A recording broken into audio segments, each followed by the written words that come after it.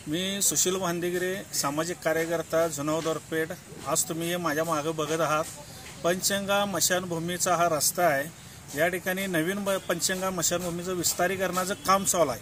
हे काम करत असताना या ठिकाणी कॉन्ट्रॅक्टरने रस्त्याच्या मध्येच मागा हा मुरुम टाकला आहे। हे आता 2 दिवस झाले या ठिकाणी पडलाय, लाकडं आडवी पडलेले आहेत। या ठिकाणी जर शिवाजी पेठ असू दे, उत्तरेश्वर पेठ, फुलेवाडी या साईडची समजा मयत प्रेता आली तर त्यांना या ठिकाणी जायला वाट नाही आहे। या ठिकाणी कुठलाही सूचना फलक नाही आहे की काम चालू आहे आणि रस्ता बंद आहे। ही बॅरिकेड मगाशी मी व्हिडिओ घेतला, ती बॅरिकेड पण बाजूला केलेली आहेत आणि चिखल आणि दलदल झालेली आहे। रात्रीची तर या ठिकाणी लाईट नाही आहे। कुठल्या प्रेताची या ठिकाणी हेळसाड झाली, प्रेत पडलं तर ह्याला जबाबदार कोण आहे?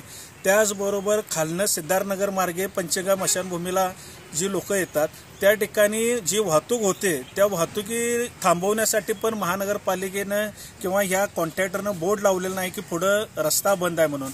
आज मला एवढंच सांगायचं या ठिकाणी की या 2 दिवसामध्ये शिवाजीपेठेतल्या अनेक प्रेतं आलीत। त्या प्रेताला जी लोक या चिखलातनं दलदलीतनं गेलीत त्या लोकांनी मला फोन केला की साहेब जरा तुमच्या वॉर्डमध्ये जाऊन बघा पंचगंगा मशानभूमीची अवस्था काय आहे। एक प्रेत 12 वाजता रात्री आलं, त्यावेळी पूर्ण मशानभूमीमध्ये लाईट नव्हती। या ठिकाणी पाण्याचं कनेक्शन तुटलेलं आहे आणि मुळामध्ये या ठिकाणी राखेला ज्यावेळी पाणी इथं लागतं त्यावेळी पंचगंगा नदीतनं बारडी बुडवून आणायला लागत आहे। या ठिकाणी कनेक्शन जोडलेलं नाही ह्या नवीन पंचगंगा मशानभूमीच्या विस्तारीकरणासाठी।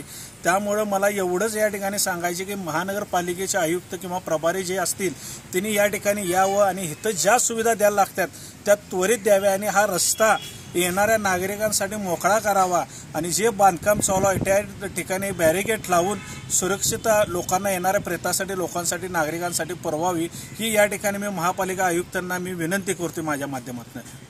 अशाच नवनवीन अपडेट्ससाठी डिजिटल कोल्हापूर चॅनेलला सबस्क्राइब करायला विसरू नका।